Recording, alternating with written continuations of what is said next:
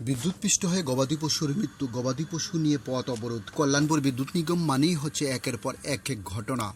রাজ্য জুড়ে যতই বিদ্যুৎ নিগমের উন্নয়ন করার দাবি সামনে আসুক না কেন, কল্যাণপুর আসলেই বিদ্যুৎ নিগমের পরিপ্রেক্ষিতে সমস্ত দাবি ধূলিসাৎ হয়ে যায়। দিনের পর দিন বিভিন্ন প্রান্তে অন্ধকারে নিমজ্জিত থাকার পাশাপাশি সাম্প্রতিক সময়ে একাধিক প্রাণহানির ঘটনা ঘটেছে এই বিদ্যুৎ নিগমের দৌলতে। তীব্রবিরক্ত বিদ্যুৎ গ্রাহকরা বারবার বিদ্যুতের সমস্যা সমাধানের দাবি তোলা হচ্ছে কল্যাণপুর এলাকার জনগণের পক্ষ থেকে।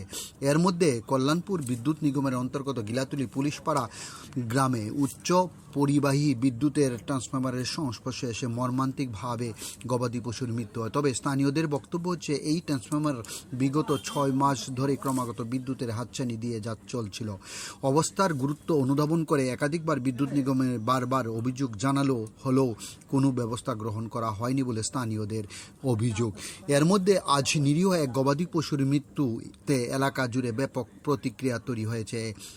একটা সময় তীব্র বিরক্ত এবং ক্ষুব্ধ সাধারণ জনগণ গিলাতুলির গোপীনাথ চৌমুনি তেলিয়ামুড়া দাউছড়া সড়ক অবরোধ করে বিদ্যুৎ ব্যবস্থার মান উন্নয়নের দাবি তুলতে থাকেন।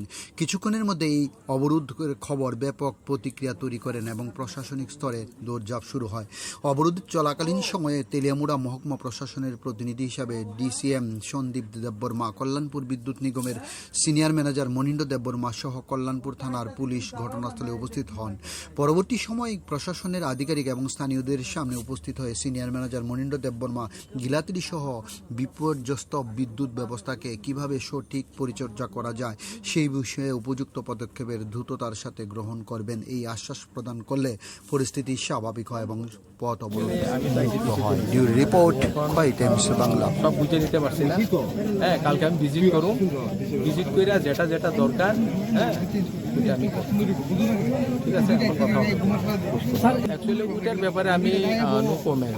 এটা যেহেতু আমি লিভে ছিলাম, আমি 23 তারিখে ঠাকুরবাড়িতে গেছি, হ্যাঁ আমি 30 তারিখে ব্যাক করছি, ওই ব্যাপারে আমি জানি না। তো স্যার আজকের যে নেগলিজেন্সি নাই এই কথাটা আমি কইতাম না, আছে দপ্তরে। এক হইলো আমাদের কিছু স্টাফ শর্টেজ আছে, হ্যাঁ শর্টেজের মধ্যেই আমরা কাজ করতে লাগবো। আর আমি কথা দিলাম কালকে আমি ভিজিট করব, কি কি সমস্যা আছে এগুলো দেখিয়া নিরসনের ব্যবস্থা করা হবে। আর তো আমি অনুরোধ করুন পথ অবরোধটা ছাইড়া দেন, এটা তো সলিউশন না। কারণ এটা যেহেতু মারা গেছে, এটা সিস্টেম আছে, সিস্টেমে আমরা অ্যাপ্লাই করে টাকা টোকা পাওয়ানোর ব্যবস্থা করা হবে।